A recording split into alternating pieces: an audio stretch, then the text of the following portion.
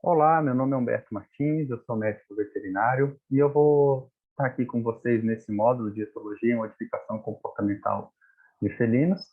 Tá, nessa primeira aula, a gente vai falar sobre o processo de domesticação do gato, como que se aconteceu, se deu esse processo de domesticação, como o gato chegou até os dias de hoje.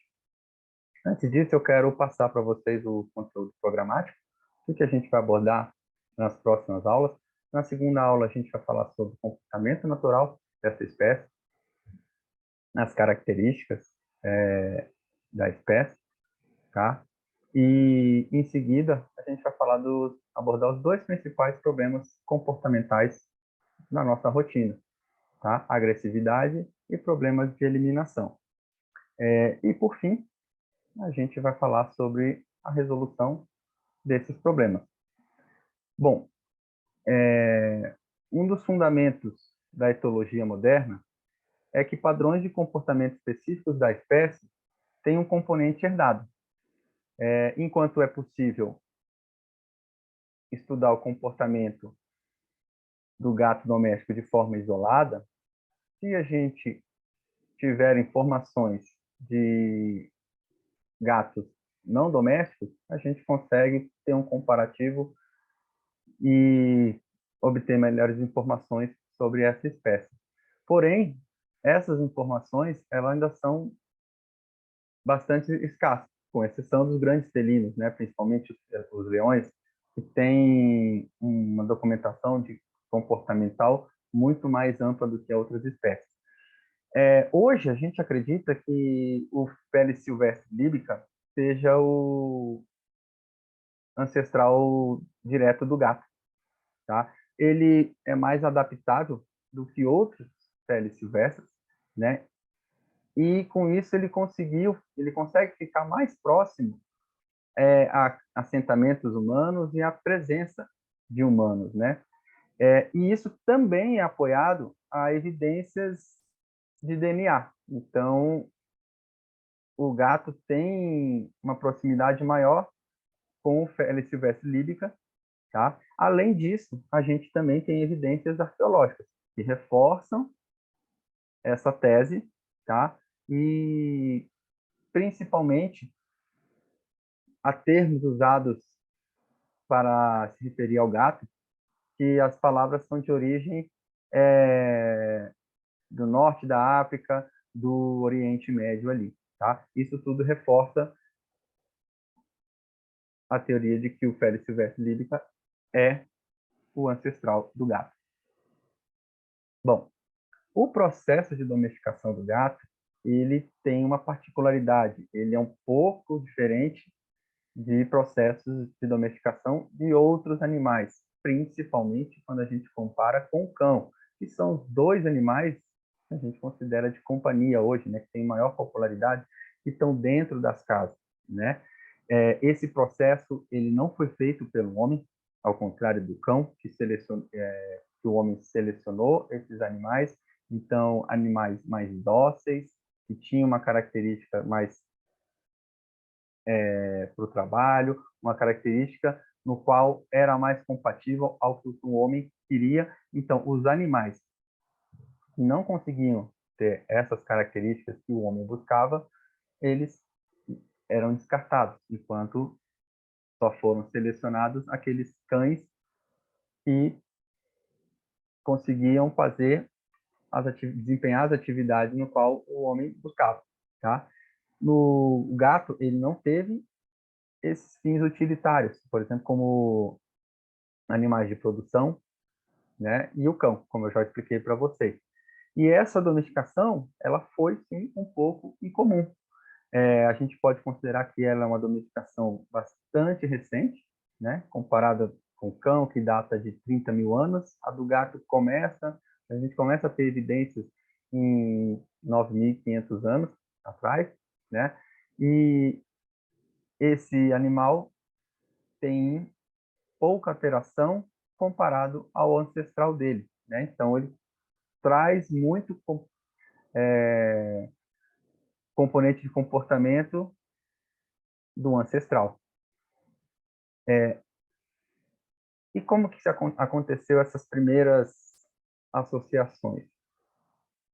Quando o homem começou a dominar a agricultura, começou a armazenar esses grãos, começaram a surgir roedores próximos a esses silos, né? Então, com o armazenamento, surgiram os roedores e atrás desses roedores vieram os gatos selvagens para se alimentar desses roedores. Com isso, o homem percebeu que era vantagem manter esses gatos próximos a esses silos, porque isso afastava os roedores. Então, não houve uma seleção desses animais, não houve uma aproximação com esses gatos, e sim uma relação de benefícios, onde os gatos se beneficiavam daquela aproximação, né, por ter alimento sendo os roedores, e os homens se beneficiavam com a diminuição do número de roedores ali próximo dos alimentos que eles guardavam. Nessas primeiras associações, a gente tem registro na região do Oriente Médio e do norte da África, tá? Principalmente essa região em rosa, que vocês observam aí na tela, onde viviam os primeiros povos que dominaram a agricultura. Então, a gente começa a ter registros aí nessa região, e acredita-se que o gato doméstico se originou nessa região. O primeiro fóssil encontrado de gato, mais antigo, ele data de 9.500 anos no Chipre. Porém, o Chipre é uma ilha onde não tem animais originários da ilha dessa espécie, ou seja, não existem gatos originários na ilha do Chipre, né? O que reforça que esses gatos foram trazidos. E reforça ainda que esses gatos já tinham uma relação mais próxima com o humano. Mas isso não garante para a gente que eles eram domesticados, que eles faziam companhia, porque a gente não tem uma evidência arqueológica tão sustentável para isso. Apesar de ter dessa alçada, ter um fóssil de gato com de humano bem próxima, o que indica que eles foram enterrados juntos, mas não a gente consegue reforçar que existia uma relação próxima do gato com o homem. Essa relação mais próxima, a gente pode dizer que esse início do processo de domesticação, ele teve origem no Egito, datando de 4.000 anos atrás. A gente tem pinturas e esculturas datadas de 3.600 anos, onde são observados gatos próximos a figuras humanas, fazendo parte da rotina, do dia a dia daquela civilização. E aí sim a gente já começa a ter evidências mais conclusivas da presença do gato na rotina do ser humano. Então, nessa época, a gente começa a ter animais mumificados, enterrados junto com os tutores, né, com os humanos próximos a eles na época, e a gente começa a ter uma situação até de onde o gato ele passa a ser inserido na própria religião da civilização egípcia, né, representado pela deusa Bastet, onde esse gato passa a ter uma importância muito grande, ele passa a ser adorado, então ele passa a ser respeitado, né, nessa civilização, e passa a ter uma importância muito grande, podendo viver ali de forma bem tranquila perto dos humanos. E aí a gente encontra várias mumificações desses gatos, né, de gatos datados dessa época, que reforçam esse tipo de teoria, tá? Após isso, a gente tem o avanço do gato pelo mundo, tá? Por volta de 2000 anos, a gente começa a ter uma expansão do gato. Eles chegaram na Índia e, após isso, eles avançaram para o extremo oriente, onde a gente consegue observar várias raças dessa região que são originários desses gatos que vieram da Índia, tá? Já na Europa, a gente tem uma população de gatos que provavelmente foram trazidos pelos vikings, né, aproximadamente 1.200 anos. Os gatos da Itália, do Sudeste Asiático e do Norte da África, eles ainda mantêm um DNA muito semelhante ao DNA dos gatos originais, né? Dos gatos selvagens ali também, então são bastante semelhantes. Não houve uma alteração muito significativa. E uma terceira população foi identificada no Quênia recentemente, tá? E provavelmente a gente ainda consiga ter outras populações de gatos originais surgindo ao longo em curto período de tempo. O relacionamento do gato com o homem, ele teve uma particularidade. O gato, primeiro ele teve uma aproximação por benefício. Depois, o gato, devido às suas características, ele passou a ser adorado, ser endeusado, né? Mas ele acabou que não teve sua expansão muito grande, né? Principalmente pelo Império Romano, optou por não popularizar essa espécie, né? E deixou restrita ali, mas na Idade Média a gente já começa a ter o gato sendo visto de outra maneira. O gato foi associado às bruxas, né? Provavelmente por conta de alguns comportamentos que o gato apresentava, por exemplo, um gato quando está cruzando, os gritos que ele dá à noite, então podem causar um certo pavor, e isso era associado às bruxas, o ar misterioso do gato, o olho brilhante à noite, né? Então isso tudo favoreceu a essa fama que o gato ganhou e passou a ter nesse período, né, da história. E com isso ele passou a ter uma popularidade muito reduzida. Os gatos foram associados às superstições, né, principalmente o gato preto, né, como falei, ele foi associado a bruxas. O comportamento mais independente, entre aspas, né, do gato, principalmente comparado ao cão, traz uma certa aversão.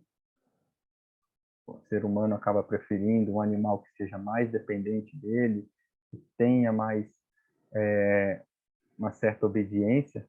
E o gato também tem uma característica de ter uma expressão facial muito menos expressiva, né, com redundância, relacionada ao cão. O cão é um animal muito mais expressivo. Então, isso acaba trazendo mais popularidade para o cão. Em contrapartida, as qualidades de ser um animal que se mantém sempre limpo, um animal que tende a permanecer no ambiente dele, de ter menos relatos de agressividade, principalmente com o tutor, fazem com que haja uma popularidade dessa espécie. né? E um aumento do número de animais. Então, para a gente resumir, o gato teve uma pouca influência na domesticação, o homem teve uma pouca influência na domesticação do gato, né? O homem acabou aceitando essa proximidade muito mais por benefício do que propriamente buscando algumas qualidades na espécie. Isso a gente pode inferir que o gato teve uma autodomesticação, ele mesmo foi se adaptando para viver próximo ao homem, não foi o homem que moldou a espécie para viver perto dele, como ele fez em outras espécies, né? E isso gera uma certa diferença ou discordância em nomenclaturas. Algumas nomenclaturas, literaturas consideram que houve uma semi-domesticação, que é um animal semi-selvagem, né? Não tem ainda não é um animal com uma domesticação completa, ele ainda está em processo, mas a gente consegue chegar num acordo de que é um animal que consegue sim viver junto com o homem, né? Essa proximidade teve pouca mudança no comportamento, então, ou seja, o gato ainda traz muitos elementos comportamentais do seu ancestral, né? E a gente pode considerar que essa questão de ter sido adorado, de ter sido perseguido e agora está aumentando a popularidade dele, ajudou bastante nesse processo de domesticação, talvez não completo, né? Ou um processo de domesticação pelo menos diferente do cão e de outras espécies. Isso provocou uma relação de afeto ainda muito recente, né? Mais uma vez, se a gente comparar com o cão, o gato ele tem uma relação de proximidade com o humano muito recente. Essa popularidade, ela começou a aumentar com a Rainha Vitória, que já tinha uma maior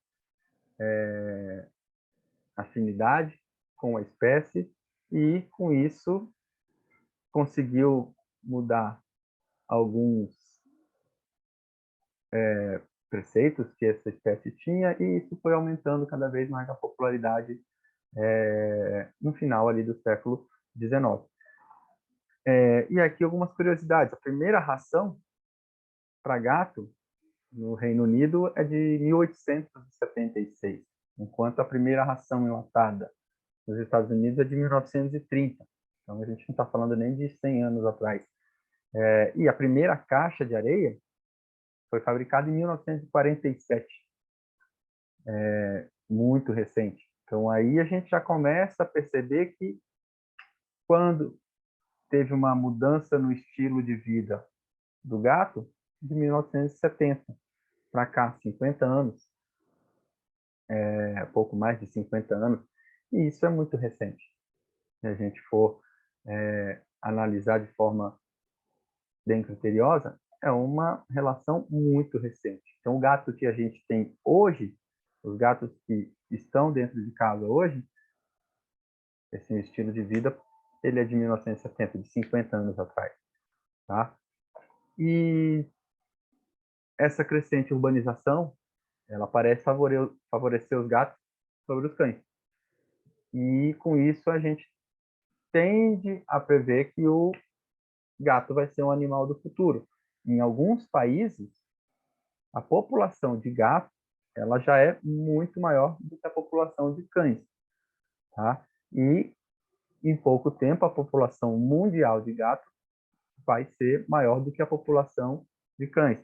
E aí é que entra o nosso nicho. Hoje no Brasil, a população de cães ela ainda é consideravelmente maior do que a de gatos. A rotina do cão na rotina, o cão ainda é muito maior do que o gato, né? O cão a gente tem 51 milhões de, de cães, né? São dados da Associação Brasileira de Produtos PET, né? E os gatos a gente tem 27 milhões, mas a gente percebe ano após ano que o crescimento do número de gatos aí ele é maior do que o de cão. E o que tende a gente a acreditar que o Brasil também em breve vai chegar à população de gatos maior do que a população de cães. E na próxima aula a gente vai conversar sobre comportamento natural dessa espécie, tá? As particularidades dessa espécie, e isso é muito importante para a gente poder identificar e resolver os problemas comportamentais dessa espécie.